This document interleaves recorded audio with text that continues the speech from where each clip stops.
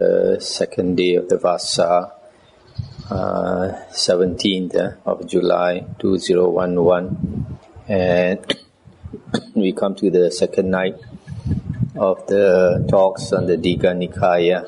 Now we come to Sutta number 2, Samannaphala Sutta. Samanya means recluse or ascetic, a renunciant. Phala means fruits. So the fruit of the renunciant life, you can say, the fruits of the homeless life. Thus have I heard. Once the Lord was staying at Rajagaha in Jivaka Kumarabhacha's mango grove, together with a large company of some 1,250 monks. And at that time, King Ajatasattu, the Dehi Putta of Magadha, having gone up to the roof of his palace, was sitting there surrounded by his ministers. On the 15th day, fast day, the full moon of the 4th month called Kamudi, and the king Ajatasattu on that fast day gave vent to this solemn utterance: "Delightful, friends, is this moonlit night. Charming is this moonlit night. Auspicious is this moonlit night. This moonlight night. Can we not today visit some ascetic or Brahmin to visit whom would bring peace to our heart?" I stop here for a moment. This King Ajatasattu, he killed his father because he wanted to become a king. He could not wait. So after that, his mind was very troubled. Night after night he could not sleep. So he thought it'd be good if he could visit some renunciant and that might give him some peace of heart. Because he killed his father, his vipaka was that he was also killed by his son, and that happened for a few generations. Then one minister said to King Ajatasattu, "Sire, there is Purana Kassapa who has many followers, a teacher of many, who is well known, renowned, the founder of a sect, highly honored by the multitude, of long standing, long since gone forth, aged and venerable. May your majesty visit this Purana Kassapa. He may well bring peace to your majesty's heart." At these words, King Ajatasattu was silent. Another minister said, "Sire, there is Makali Gosala, who has many followers, etc. He may well bring peace to your majesty's heart." At these words, King Ajatasattu was silent. Another minister said, "Sire, there is Ajita Kesa Kambali, etc., etc." In the same way, we praise Ajita. At these words, King Ajatasattu was silent. Another minister said, "Sire, there is Pakuda Kachayana, etc., etc." At these words, King Ajatasattu was silent. Another minister said, "Sire, there is Sanjaya Balata Putta, etc., etc." At these words, King Ajatasattu was silent. Another minister said, "Sire, there is the Niganta Nataputta, who has many followers, a teacher of many, who is well known, etc., etc., aged and venerable. May your majesty visit the Niganta Nataputta. He may well bring peace to your majesty's heart." At these words, King Ajatasattu was silent. Stop here for a moment. These are the various ascetic, these external ascetic leaders who were very famous during the time of the Buddha, and they were famous before the Buddha was enlightened, before the Buddha was known. So they already had an established reputation, but the king was not interested in them. All this time, Jivaka Kumarabhacha was sitting silently near King Ajatasattu. The king said to him, "You friend Jivaka, why are you silent?" And he said, "Sire, there is this blessed Lord, Arahant, Sammasambuddha, staying in my mango grove with a large company of some 1,250 monks. And concerning the blessed Gotama, this fair report has been spread about. This blessed Lord is an Arahant, a fully enlightened Buddha, Sammasambuddha, endowed with wisdom and conduct, the well-farer, knower of the worlds, incomparable trainer of men to be tamed, teacher of gods and humans, enlightened and blessed. May your majesty visit the blessed Lord. He may well bring peace to your majesty's heart." And the king said, "Then Jivaka, have the riding elephants made ready." Very good, sire, said Jivaka. And he had 500 she-elephants made ready, and for the king, the royal tusker. Stop here for a moment. This Jivaka Kumarabacha is the personal physician of the king. In the Vinaya books, there is a story. There is the real story how he became the king's physician. Then he reported, "Sire, the riding elephants are ready. Now is the time to do as your majesty wishes." And King Ajatasattu, having placed his wives each on one of the 500 she-elephants, mounted the royal tusker and proceeded in royal state, accompanied by torch-bearers, from Rajagaha towards Jivaka's mango grove. Stop here for a while. You see this, here the king is going out, and 500 of his wives are following him. This reminds us of the Deva. Deva in heaven, they are supposed to have at least 500 wives each. So this king, his karma is quite good. And when King Ajatasattu came near the mango grove, he felt fear and terror, and his hair stood on end. And feeling this fear and the rising of the hairs, the king said to Jivaka, "Friend Jivaka, you are not deceiving me. You are not tricking me. You are not delivering me up to an enemy. How is it that from this great number of 1,250 monks, not a sneeze, a cough, or a shout is to be heard?" Stop here for a moment. So this king, because he heard Jivaka say there are 1,250 monks staying there, but when he came, he found you are so silent, and he became very suspicious. He thought this is a trap to kill him. "Have no fear, your majesty. I will not deceive you or trick you or deliver you up to an enemy. Approach, sire, approach. There are the lights burning in the round pavilion." So King Ajatasattu, having ridden on his elephant as far as the ground would permit, alighted and continued on foot to the door of the round pavilion. Then he said, "Jivaka, where is the Lord?" And Jivaka said, "That is the Lord, sire. That is the Lord sitting against the middle column with his order of monks in front of him." Then King Ajatasattu went up to the Lord and stood to one side. And standing there to one side, the king observed how the order of monks continued in silence like a clear lake, and he exclaimed, "If only Prince Udayabhadra were possessed of such calm as this order of monks." And the Buddha said, "Do your thoughts go to the one you love, your majesty?" And he said, "Lord, Prince Udayabhadra is very dear to me. If only he were possessed of the same calm as this order of monks." Stop here for a moment. So the king was surprised that so many monks, and they were so quiet. And suddenly he thought of his son. His son must have been very noisy and restless. And he thought it would be very good if his son were like this Sangha of monks. Then King Ajatasattu, having bowed down to the Lord and saluted the order of monks with joined hands, sat down to one side and said, "Lord, I would ask something if the Lord would deign to answer me." "Ask, your majesty, anything you like." Stop here for a moment. You see, so here, you see the king bows down to the Buddha, and he shows respect to the other monks by joined hands. So in India, there is great respect for renunciants. So that's why the king bows down. And also nowadays in Buddhist countries like Thailand, even the king also bows down to the monks. And he said, "Lord, just as there are these various craftsmen, such as elephant drivers, horse drivers, chariot fighters, archers, standard bearers, adjutants, army caterers, champions and senior officers, scouts, heroes, brave fighters, cuirassiers, slave sons, cooks, barbers, bathmen, bakers, garland makers, bleachers, weavers, basket makers, potters, calculators and accountants, and whatever other skills there are. They enjoy here and now the visible fruits of their skills. They themselves are delighted and pleased with this, as are their parents, children and colleagues and friends. They maintain and support ascetics and Brahmins, thus assuring for themselves a heavenly, happy reward tending towards paradise.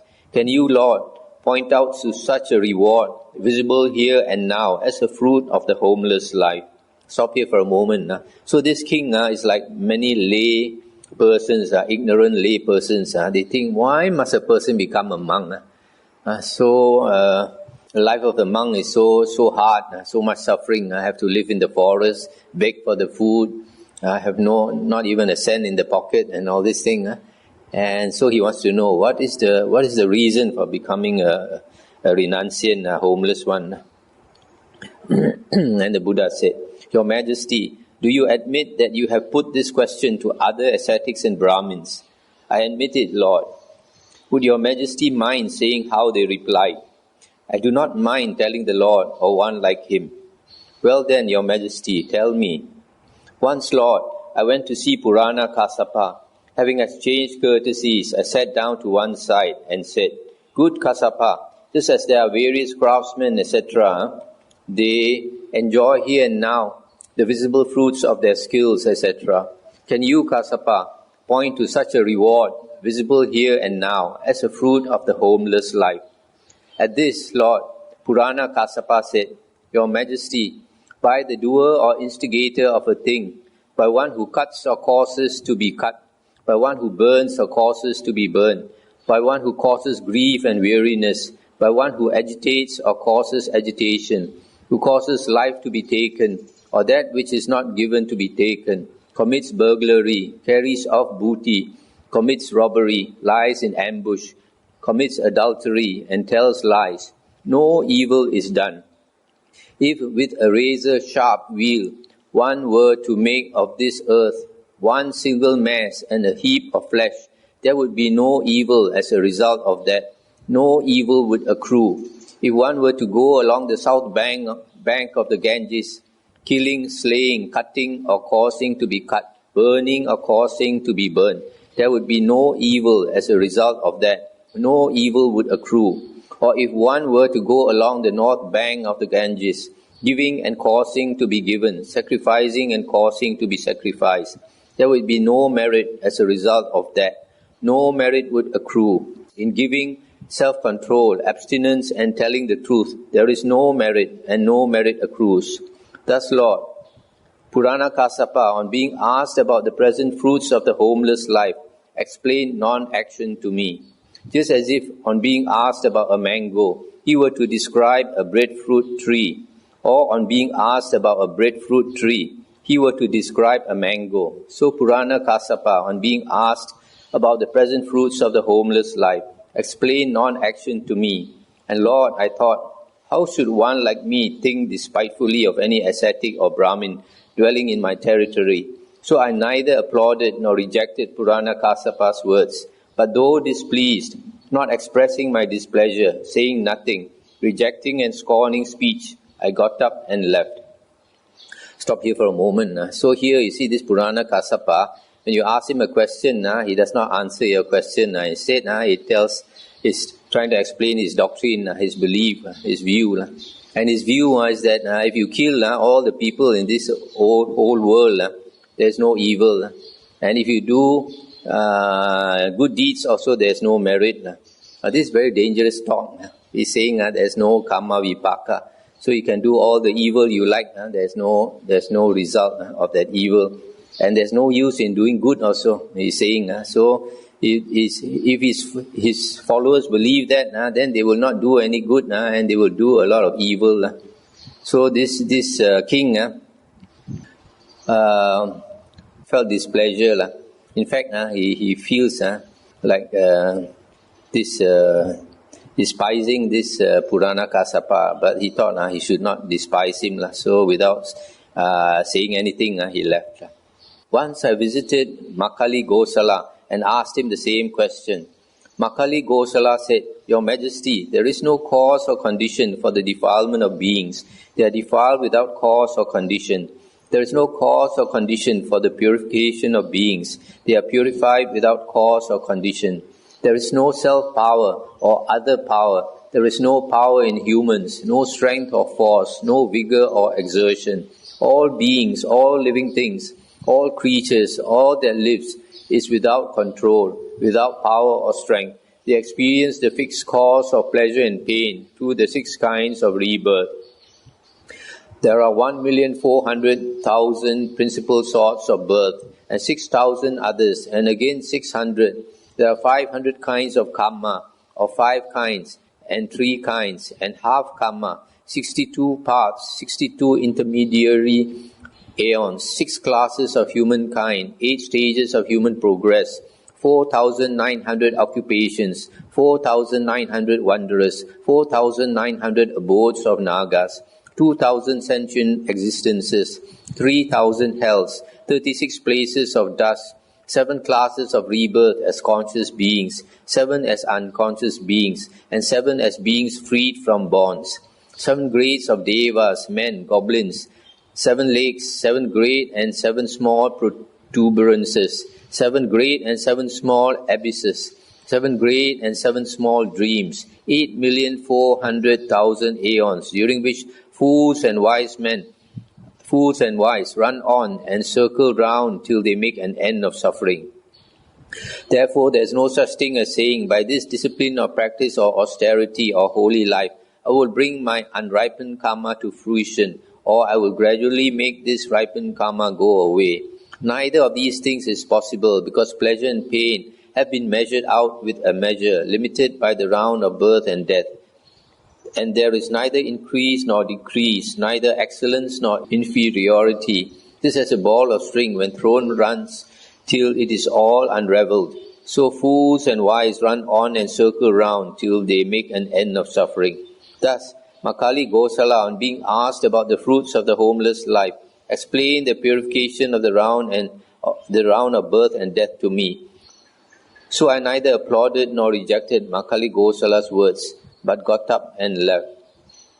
Stop here for a moment. So here this Makali Gosala is saying, everything is destined and there's no use of effort.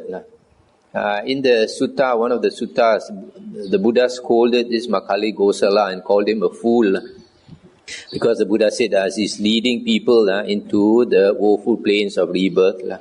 Once I visited Ajita Kesa Kambali and asked him the same question. Ajita Kesa Kambali said, Your Majesty, there is nothing given, bestowed, offered in sacrifice. There is no fruit or result of good or bad deeds. There is not this world or the next. There is no mother or father. There are no spontaneously arisen beings. There are in the world no ascetics or Brahmins who have attained, who have perfectly practiced, who proclaim this world and the next, having realized them by their own super knowledge. This human being is composed of the 4 great elements, and when one dies, the earth part reverts to earth, the water part to water, the fire part to fire, the air part to air, and the faculties pass away into space. They accompany the dead man with 4 bearers and the bier as 5th. Their footsteps are heard as far as the cremation ground. There the bones whiten, the sacrifice ends in ashes. This is the idea of a fool to give this gift. The talk of those who preach a doctrine of survival is vain and false. Fools and wise, at the breaking up of the body, are destroyed and perish. They do not exist after death. Thus Ajita Kesam Kambali, on being asked about the fruits of the homeless life, explained the doctrine of annihilation to me, and I got up and left. Stop here for a moment. So here you find this Ajita Kesa Kambali, he has wrong view and does not believe in karma, does not believe there are other planes of rebirth, does not believe that there are holy men, and he says when beings die, there is nothing left. Everything is destroyed. No more existence. So he's an annihilationist. So he's another famous teacher. When being asked a question, he talks about something else. Once I visited Pakuda Kachayana and asked him the same question. Pakuda Kachayana said, Your Majesty, these 7 things are not made or of a kind to be made, uncreated, unproductive, barren, false, stable as a column. They do not shake, do not change, obstruct one another, nor are they able to cause one another pleasure, pain, or both. What are the 7? the earth body, the water body, the fire body, the air body, pleasure and pain, and the life principle. These 7 are not made, etc. Thus there is neither slain nor slayer, neither hearer nor proclaimer, neither knower nor causer of knowing. And whoever cuts off a man's head with a sharp sword does not deprive anyone of life. He just inserts the blade in the intervening space between these 7 bodies. Thus, Lord, Pakuda Kachayana, on being asked about the fruits of the homeless life, answered with something quite different, etc. I got up and left. Sorry for a moment. So here is another foolish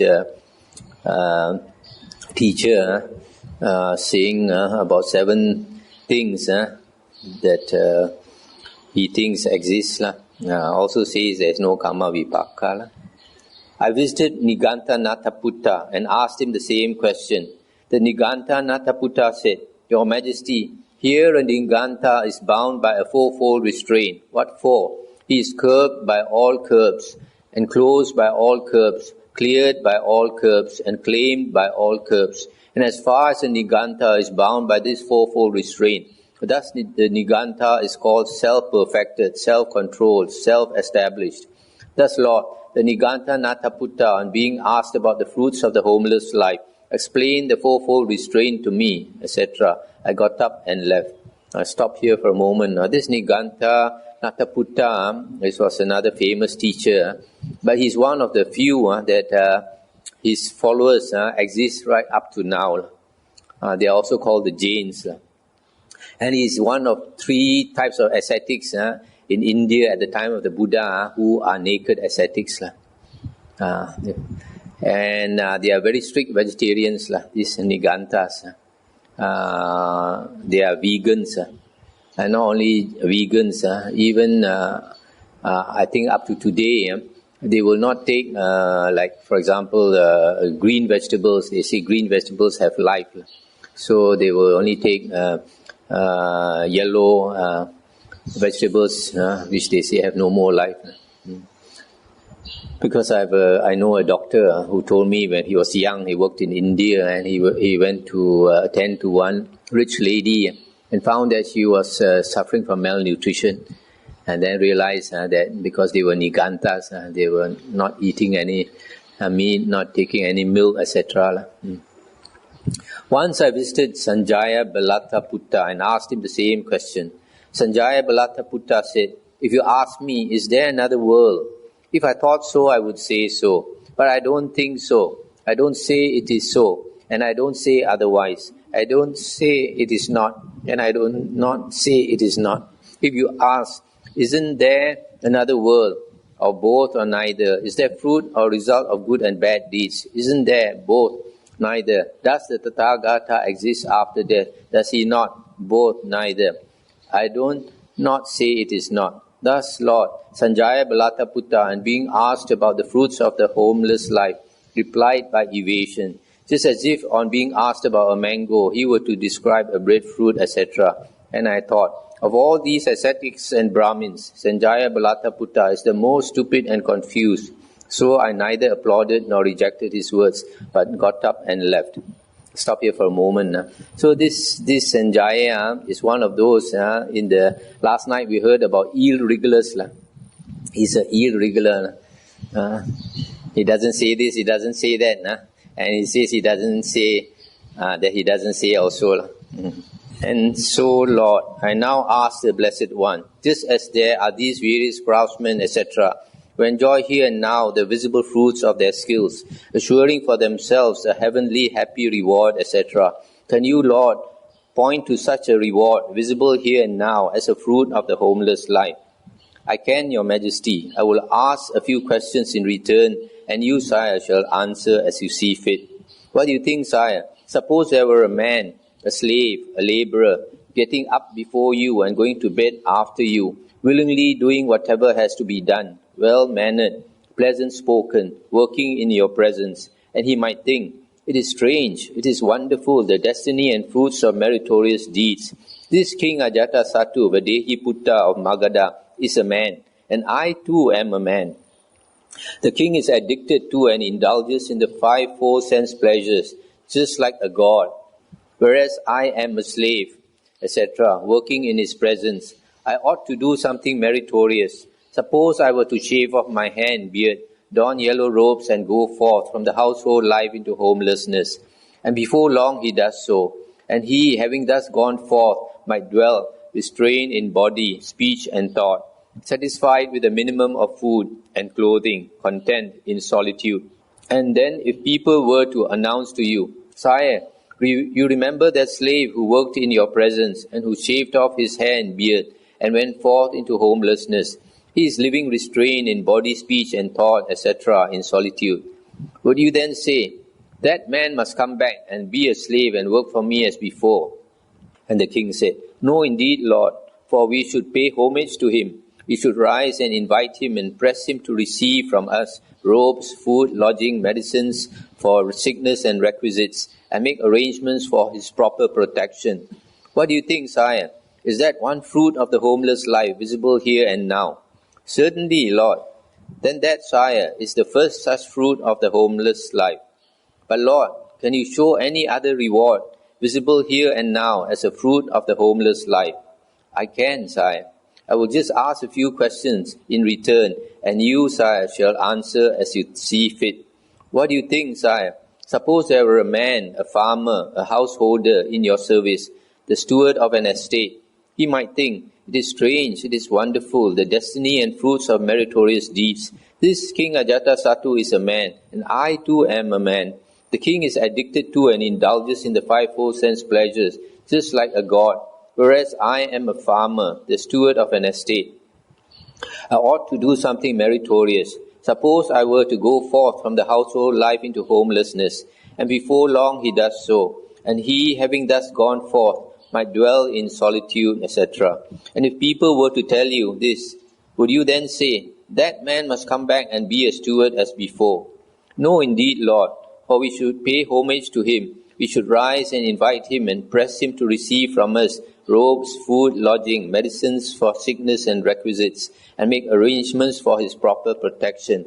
What do you think, sire? Is that one fruit of the homeless life visible here and now? Certainly, Lord. Then that, sire, is the second such fruit of the homeless life. Let's stop here for a moment.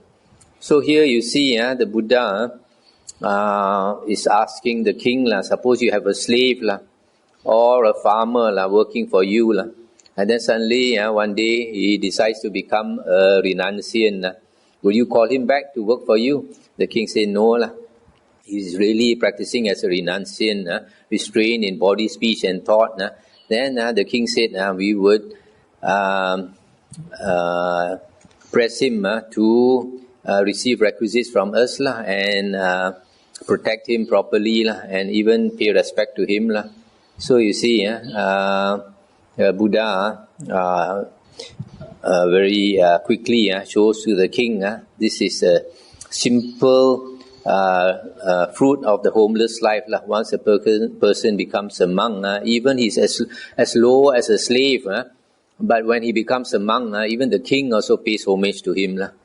So it's so obvious that so such a great benefit of becoming a renunciant.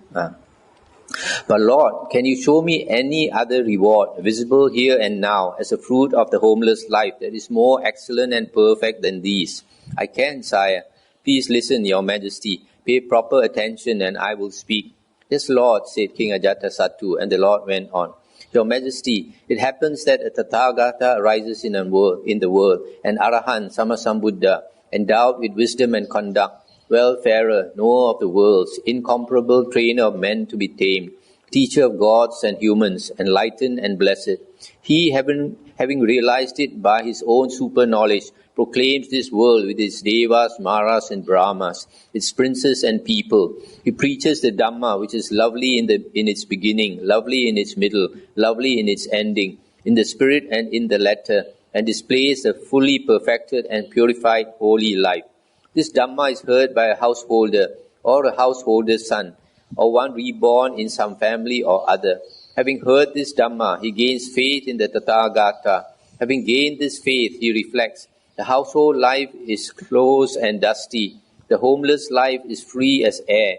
It is not easy living the household life.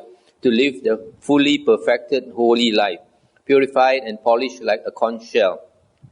Suppose I were to shave off my hair and beard, don yellow robes, and go forth from the household life into homelessness, and after some time he abandons his property, small or great, leaves his circle of relatives, small or great, shaves off his hair and beard, dons yellow robes, and goes forth into the homeless life.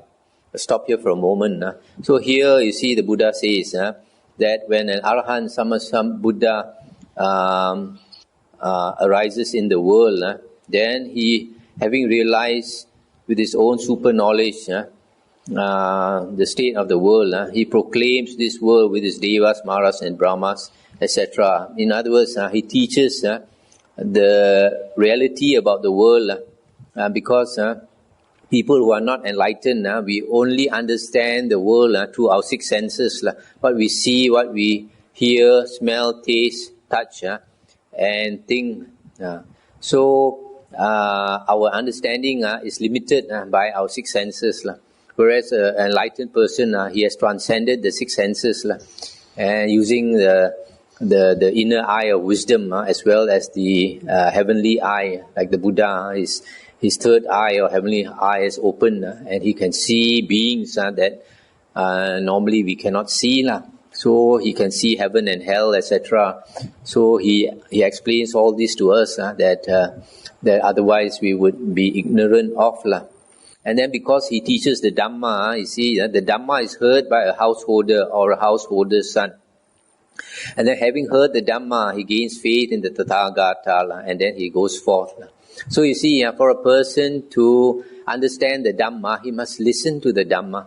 If Sammasambuddha did not arise in the world, and there is no real Dhamma, then however much we meditate, however much we think about it, we can never attain the fruit, the Aryan fruitions, the real fruits of the holy life.